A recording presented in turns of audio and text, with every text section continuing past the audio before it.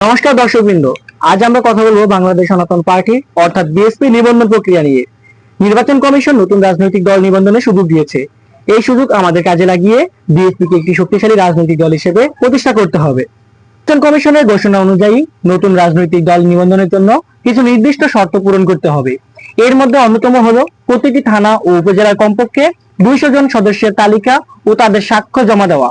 এছাড়াও প্রতিটি থানা ও উপজেলায় 11 জন সদস্য বিশিষ্ট কমিটি গঠন করতে হবে। বিএসপি নিবন্ধন প্রক্রিয়ায় আপনার ভূমিকা অত্যন্ত গুরুত্বপূর্ণ। নিজ নিজ এলাকায় বিএসপি সদস্য সংগ্রহ অভিযান পরিচালনা করুন। আপনার পরিচিত সনাতন ধর্মাবলম্বীদের বিএসপির সদস্য হতে উৎসাহিত করুন।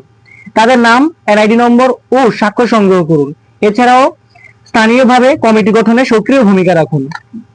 মনে রাখবেন, এই সুযোগ হাতছাড়া হলে আমাদের আরো 5 বছর অপেক্ষা করতে হবে।